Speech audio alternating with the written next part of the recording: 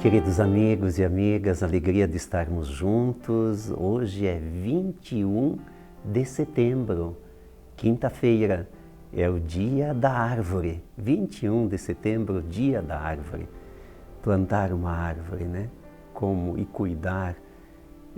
Eu às vezes fico pensando quantas árvores já foram plantadas em grandes centros urbanos e não conseguiram alcançar a vida adulta por esse desejo de destruição que muitas pessoas carregam consigo, de quebrar os galhos, de destruir.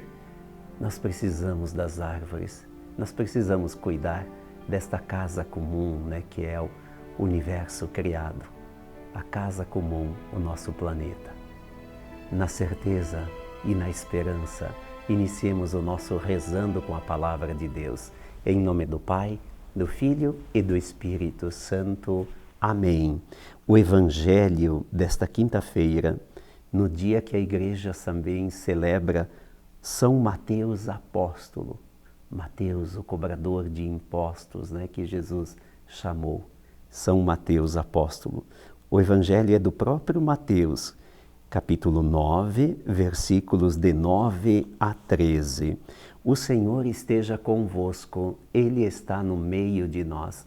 Proclamação do Evangelho de Jesus Cristo, segundo Mateus. Glória a vós, Senhor. Naquele tempo, Jesus viu um homem chamado Mateus sentado na coletoria de impostos e disse-lhe: segue-me. Ele se levantou e seguiu a Jesus. Enquanto Jesus estava à mesa em casa de Mateus, vieram muitos cobradores de impostos e pecadores e sentaram-se à mesa com Jesus e seus discípulos. Alguns fariseus viram isso e perguntaram aos discípulos: por que vosso mestre come com os cobradores de impostos e pecadores? Jesus ouviu a pergunta e respondeu: aqueles que têm saúde não precisam de médico, mas sim os doentes. Aprendei, pois, o que significa: quero misericórdia e não sacrifício. De fato, eu não vim para chamar os justos, mas os pecadores. Palavra da salvação. Glória a vós, Senhor. O Evangelho deste dia 21 de setembro, no dia de São Mateus, fala do chamado que Jesus faz a Mateus. Pensem, se hoje para nós pagar impostos é algo muito exigente, principalmente por não sabermos onde os impostos são direcionados, né? Por não termos as melhorias equivalentes ao quanto se contribui com os impostos, né? Se nosso tempo tem isso, naquele tempo, no sistema daquele tempo que acabava massacrando os pequenos, os humildes, os que não tinham quase nada, os impostos eram altos para eles. E Jesus vai e convida um cobrador de impostos. Dá para dizer que foi um escândalo naquele tempo. Disseram: imagina, ele não está vendo a fama que tem essa pessoa. Qual o critério que Jesus usava para chamar os seus apóstolos? A escolha dos 12. Que critérios? Jesus não pediu um currículo deles. Jesus não queria saber a formação. Jesus olhou o coração e percebeu a disponibilidade para a transformação, que na linguagem bíblica nós também chamamos de conversão. Jesus convidou aqueles que podiam mudar de vida. E olha só, e além de convidar Mateus, com toda aquela fama que ele tinha, né, que os cobradores de impostos tinham, Jesus aceita ainda ir fazer uma refeição na casa de Mateus. Bom, aí os críticos de plantão, né, sempre tem uns de plantão, disseram: nossa, mas é o fim, agora mesmo é o fim, né? Olha só, além de convidar uma pessoa assim, ele vai e come com eles, com os pecadores. Vejam que os outros, os fariseus, se achavam santos, né? Porque eles tinham a aparência, eles investiam na aparência de fazer tudo certinho, tal, cumprir. mas o coração não estava convertido. E Jesus diz a eles: quem é que precisa de médico? Quem tem saúde ou quem está doente?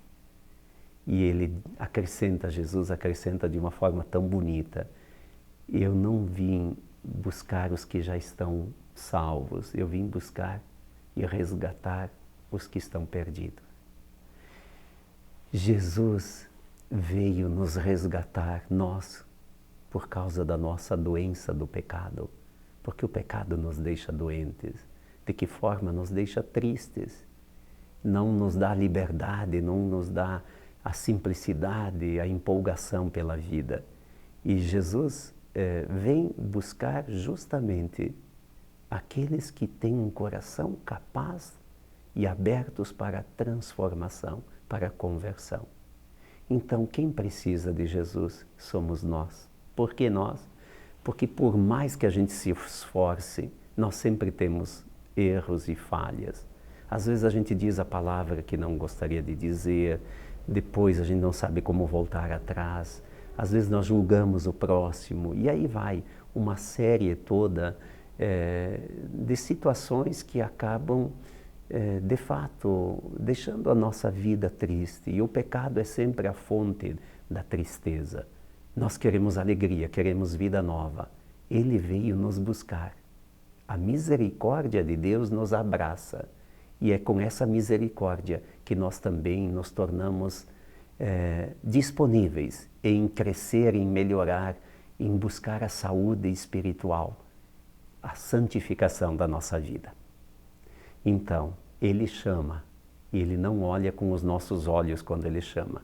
Ele chama olhando o coração, assim como olhou o coração de Pedro. E depois, Ele nos dá um caminho de conversão. Façamos este caminho, caminhemos em direção ao Senhor. Ele é também o nosso caminho e o nosso porto seguro. Agradecidos, rezemos.